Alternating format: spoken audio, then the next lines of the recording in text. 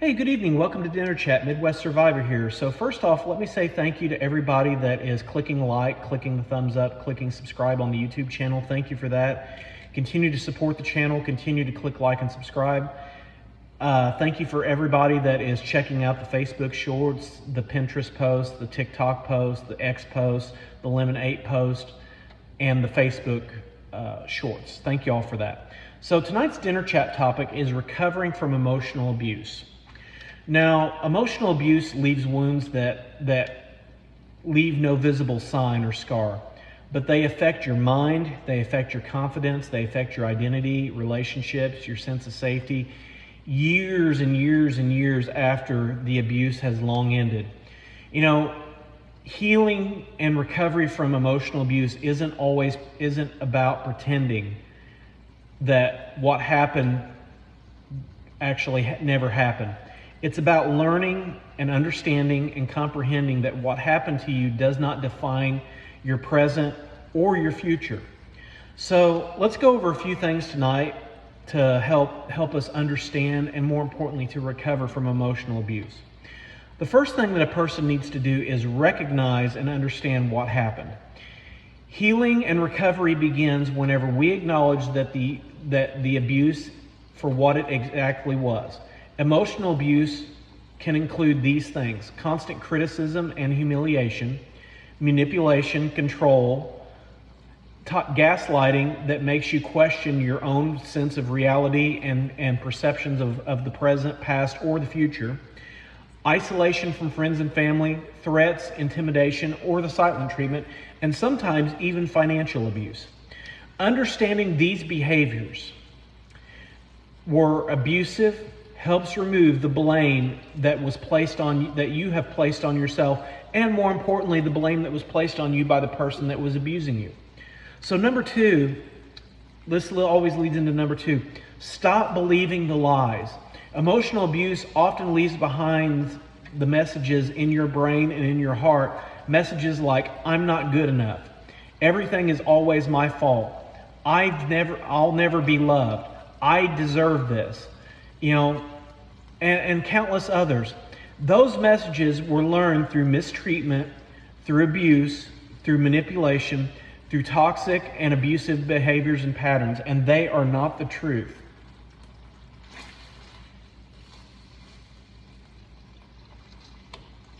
So, which leads us into our third topic. Learn to trust yourself again. People that come from abusive situations can have problems with trust and understanding. They can have hard times trusting other people, and more often than not, they have trouble trusting themselves. And I want to talk about learning to trust yourself again. So it can make you doubt your own instincts, your own skills, your own talents, your own abilities, and your own decisions. Recovery really means rebuilding your confidence one choice at a time. Trust grows through practice, not perfection. There's going to be times that you can't do anything right, and there's going to be times that you can't do anything wrong, and that's okay. Recognize those moments for what they are and realize that, hey, you know what? I did A, B, C, and D right, but D, E, and F, I could have done better at, and learn how to do better at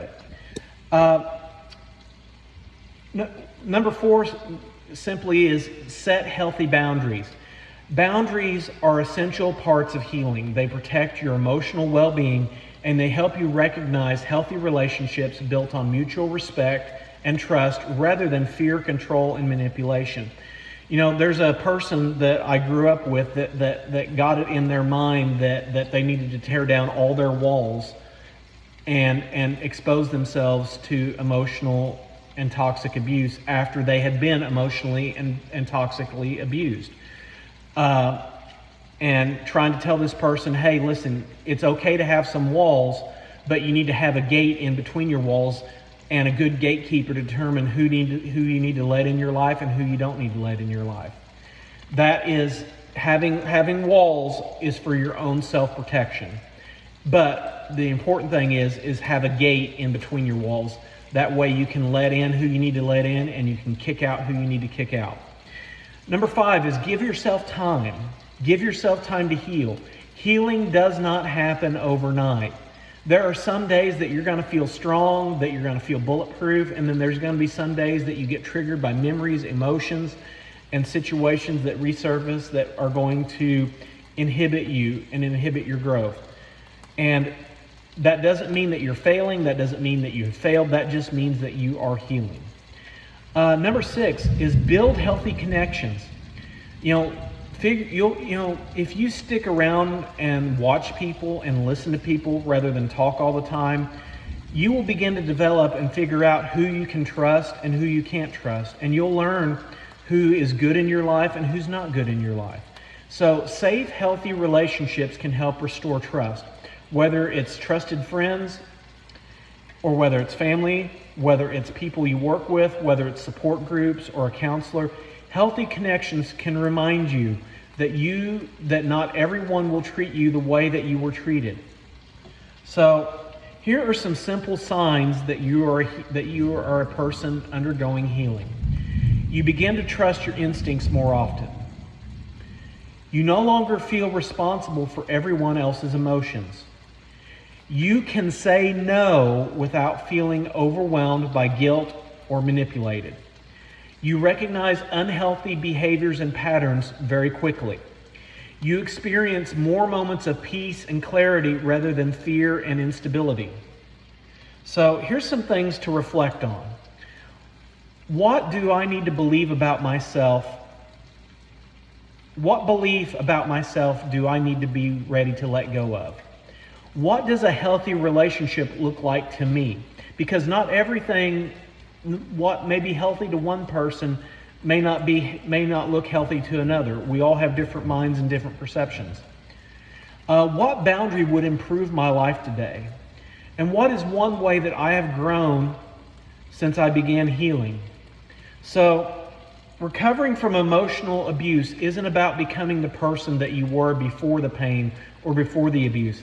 It's about becoming someone who knows what they're worth, trusts their voice, trusts their mind, trusts their talent, and refuses to accept less than the respect that they absolutely deserve. So Midwest Survivor, I want you to get healthy. I want you to be healthy. I want you to stay healthy. I want you to get strong, be strong, stay strong. More importantly than anything else, you can recover from emotional abuse. And I implore you, if you are in an emotionally abusive situation, do whatever you can to get out of it. Find people that are going to love you, that are going to trust, that you trust, that want the best for you, that believe the best for you, that hope the best for you. And more importantly, it doesn't matter whether you've known them for all your life or whether a family member or whatever the case may be. If they are emotionally abusive, you have the right to get away from them and draw a boundary line and say, you are not going to do this to me anymore, and this is where this stops. So Midwest Survivor, have a great evening. I'll see you tomorrow for Breakfast Bits. As always, stay healthy, be strong. Take care.